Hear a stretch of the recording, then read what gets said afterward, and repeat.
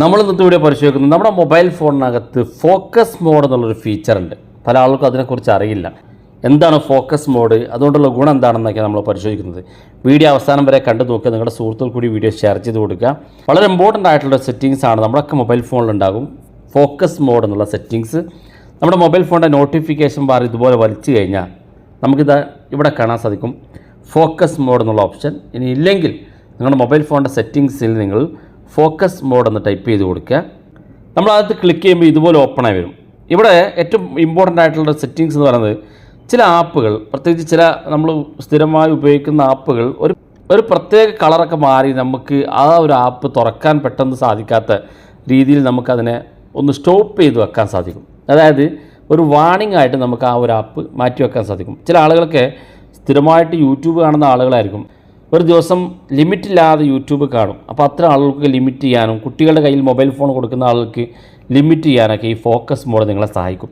അപ്പോൾ താഴെ ഭാഗത്തേക്ക് നോക്കുക, ഒരുപാട് ആപ്പുകൾ കാണും. നമ്മുടെ മൊബൈൽ ഫോണിലുള്ള ആപ്പുകളാണ്.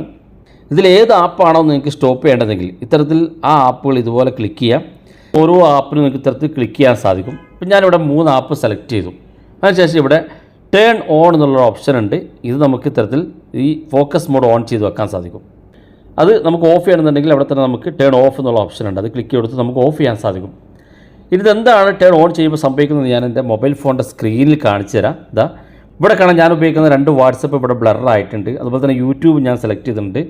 അതുപോലെ ഇൻഷോട്ട് എന്നുള്ള ഒരു എഡിറ്റിംഗ് ആപ്പ് ഇവിടെ ഞാൻ സെലക്ട് ചെയ്യുന്നുണ്ട്.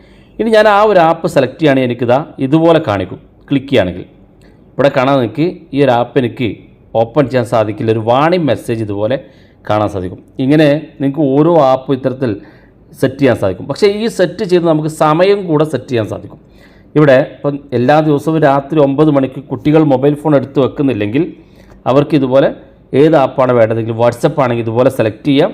ഇവിടെ ഏറ്റവും മുകളിൽ സെറ്റ് ഷെഡ്യൂൾ എന്നുള്ള ഓപ്ഷൻ ഉണ്ട്. അത് ക്ലിക്ക് ചെയ്യാം.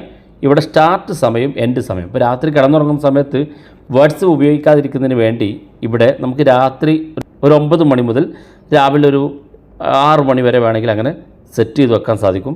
സ്റ്റാർട്ടിങ് സമയവും എൻഡിങ് സമയവും ഇതുപോലെ വെക്കുക. ഏതൊക്കെ ദിവസമാണ് വേണ്ടതെന്ന് അതുപോലെ സെലക്ട് ചെയ്ത് കൊടുക്കുക. ശേഷം താഴെ കാണുന്ന ഭാഗത്ത് ക്ലിക്ക് ചെയ്ത് കഴിഞ്ഞാൽ ആ വാട്സപ്പ് നമ്മൾ സെലക്ട് ചെയ്ത സമയത്ത് നമുക്ക് നേരത്തെ കണ്ട പോലെ ഒരു ബ്ലറായിട്ട് കാണാൻ സാധിക്കും. അത് ഓപ്പൺ ചെയ്യാൻ സാധിക്കില്ല. അതുപോലെ നിങ്ങൾക്ക് ഏതൊക്കെ ആപ്പുകളാണ് വേണ്ടതെങ്കിൽ അതൊക്കെ ഇതുപോലെ സെലക്ട് ചെയ്ത് കൊടുക്കാൻ സാധിക്കും. അപ്പോൾ വളരെ ഇമ്പോർട്ടൻ്റ് ആയിട്ടുള്ള സെറ്റിങ്സ് ആണ്. നിങ്ങൾ ഉപയോഗിച്ച് നോക്കുക. നിങ്ങളുടെ സുഹൃത്തുക്കൾ കൂടി വീഡിയോ ഷെയർ ചെയ്ത് കൊടുക്കുക. ഇതുപോലുള്ള വ്യത്യസ്തമായ അറിവുകളുമായി നമുക്ക് അടുത്ത വീഡിയോയിൽ കാണാം.